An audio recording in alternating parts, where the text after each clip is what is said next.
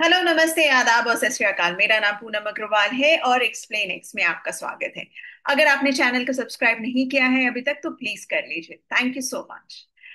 Bihar elections और बिहार में चल रहे एसआईआर यानी कि स्पेशल इंटेंसिव रिवीजन पे काफी कंट्रोवर्सी चलती आ रही है। पार्लियामेंट सेशन भी चल रहा है। आपको पता हो ही होगा कि पार्लियामेंट सेशन भी एडजर्न हो गया क्योंकि ऑपोजिशन पार्टीज ने काफी इस पर हल्ला किया। उन्होंने कहा कि ये जो प्रोसेस इलेक्शन कमीशन चला रहा है वो बिल्कुल कॉन्स्टिट्यूशन के विपरीत है और इलेक्शन कमीशन का ये हक नहीं बनता कि वो जनता से सिटीजनशिप क्या डिमांड करे और तभी उन्हें वोट वोट देने का हक दे। तो इन सब मुद्दों पर हमने ये भी देखा है कि दूसरी तरफ इलेक्शन कमीशन जो कर रहे हैं वो करते ही आ रहे हैं। इनफैक्ट एफिडेविट में भी उन्होंने जो फाइल किया था मंडे को, इस मंडे को, उसमें उन्होंने क्लियरली कह दिया सुप्रीम कोर्ट को कि वो आधार कार्ड, राशन कार्ड और वोटर आईडी कार्ड को नहीं एक्सेप्ट करेंगे इस पूरे एसआईआर के प्रोसेस में, क्योंकि ये फेक या बोगस बन सकते हैं। तो ऑफ कोर्स सवाल आप भी करेंगे कि अगर ये तीन डॉक्यूमेंट बोगस बन सकते हैं तो क्या बाकी के 11 डॉक्यूमेंट्स जो उन्होंने मांगे हैं क्या वो बोगस नहीं बन सकते? ऑब्वियस सी बात है, इस पर हम बहस करें तो बहुत लंबा चल सकता है। लेकिन अब ये देखने वाली बात होगी कि इलेक्शन कमीशन के इस एफिडेविट पे, काउंटर एफिडेविट जो पिटिशनर्स फाइल करेंगे, उसमें वो क्या मुद्दा सामने लाते हैं।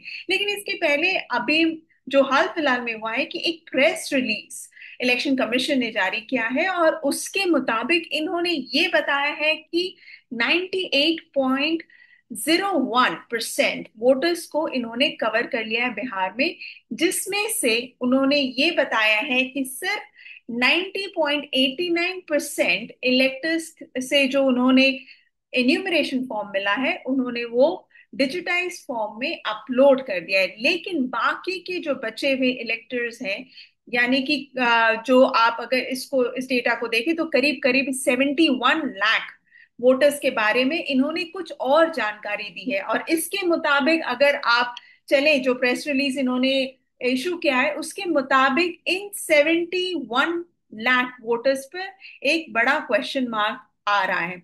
अब मैं इसको ब्रेकअप करके बताती हूँ। इन प्रेस रिलीज में उन्होंने ये कहा है कि 15 लाख जो वोटर्स हैं उन्होंने अभी तक ये जो एन्यूमरेशन फॉर्म रिटर्न नहीं किया, यानी कि 15 lakh out of 71 lakh voters में से 15 लाख ने अभी तक नहीं जमा किया है। और उन्होंने, इलेक्शन कमीशन ने कहा है कि ये 15 लाख अगर वो चाहें, अगर वो सिटी में नहीं है या अपने गांव में नहीं है तो वो अपलोड कर सकते हैं बीएलओ को। आप व्हाट्सएप कर सकते हैं ये एन्यूमरेशन फॉर्म किसी तरह से साइन कर कर, या तो वो अपने किसी रिश्तेदार के जरिए भी ये एक साइंड एन्यूमरेशन फॉर्म जमा करवा सकते हैं। तो उन्होंने ये ऑप्शंस दिए। लेकिन अगर हम ये 15 लाख को हटा दें 71 लाख में से, तो अब बचे करीब करीब 55 लाख के आसपास जो बचते हैं। उनमें से मेन मैं पहले बात करूंगी 7 लाख वोटर्स के बारे में, जिन्होंने ये कहा है कि ये 7 लाख वोटर्स जो है उन्होंने एक से ज्यादा जगह से वोटर आईडी कार्ड बनाया हुआ है। तो अब ये 7 लाख वोटर्स के ऊपर ये जिम्मेदारी है कि वो एक पर्टिकुलर जगह से एनरोलमेंट कर कर वहां से वो वोट दे। तो ये 7 लाख वोटर्स भी बच सकते हैं, यानी कि 15 लाख प्लस 7 लाख वोटर्स, ये किसी तरह से कोशिश करें तो इनका नाम आ सकता है वोटर लिस्ट में। लेकिन बाकी के जो बचे हैं करीब करीब 49 to 50 लाख, उनसे जहाँ इन इन वोटर्स का जहां तक सवाल है, ये शायद इनका नाम वोटर लिस्ट में आए ही ना। क्योंकि अब मैं इसका ब्रेकअप बताती हूँ। अकॉर्डिंग टू ईसी 20 लाख लोग ऑलरेडी मर चुके हैं, यानी कि ये 20 लाख वोटर्स का नाम उन्होंने हटा दिया है। They are deceased voters. तो ये 20 लाख वोटर्स नहीं आएंगे, उनका नाम नहीं आएगा वोटर लिस्ट में। इसके अलावा 28 लाख जो वोटर्स है वो परमानेंटली माइग्रेट कर गए हैं दूसरे किसी जगह पर। तो ये माइग्रेंट वोटर्स है जो बिहार में नहीं रहते। तो ये 28 लाख लोगों का भी नाम वोटर लिस्ट में नहीं आएगा। इसके अलावा उन्होंने ये कहा है कि करीब करीब 1 लाख वोटर्स अनट्रेसेबल हैं, यानी कि उनका कोई अता पता इनको नहीं मिल रहा है। तो ये 1 लाख वोटर्स का भी नाम इस पर्टिकुलर ड्राफ्ट रोल में या फाइनल रोल में नहीं आएगा। तो ये जो 49 वोटर्स का नाम ये बता रहे हैं, नाम नहीं बल्कि आंकड़ा दे रहे हैं, वो ये कहना चाह रहे हैं कि इन 49 लाख वोटर्स का नाम फाइनल लिस्ट में भी आने की संभावना नहीं है। तो अगर मैं इसको सम अप करूं तो ये 71 लाख वोटर्स पे इलेक्शन कमीशन ने काफी बड़ा सवाल उठा दिया, जिसमें से ये उम्मीद की जा सकती कि कुछ वोटर्स का नाम इस लिस्ट में आ जाए, ड्राफ्ट रोल में ना सही बल्कि फाइनल रोल में आ जाए, हो सकता है। लेकिन बाकी जो 49 लाख वोटर्स है उनका नाम आना मुश्किल है। तो ये जो आंकड़ा इलेक्शन कमीशन ने अभी निकाला है इस प्रेस रिलीज के जरिए, तो ये काफी इंपॉर्टेंट डेटा है। लेकिन सवाल इसके साथ साथ ये भी उठता है कि आप सभी को पता होगा कि जनवरी 2025 में ही उन्होंने एक समरी रिवीजन भी किया था वोटर्स का।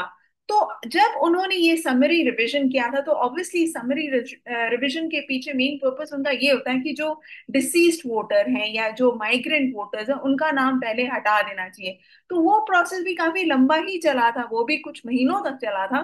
तब क्यों नहीं इन वोटर्स का नाम हटा पाया इलेक्शन कमीशन, खासतौर पे ये जो 20 लाख वोटर्स जो मर चुके हैं और 28 लाख वोटर्स जो माइग्रेंट्स हैं, जो माइग्रेट कर गए हैं दूसरी जगह। तो ये again it raises an important question कि ये जो समरी रिवीजन होता था उस समय, वो उस दौरान उन्होंने क्यों नहीं पकड़ा, और अब जब पकड़ा है तो वो भी 1 महीने के पीरियड में इन्होंने पकड़ लिया है कि ये लोग अब हैं ही नहीं जिंदा या माइग्रेट कर चुके हैं।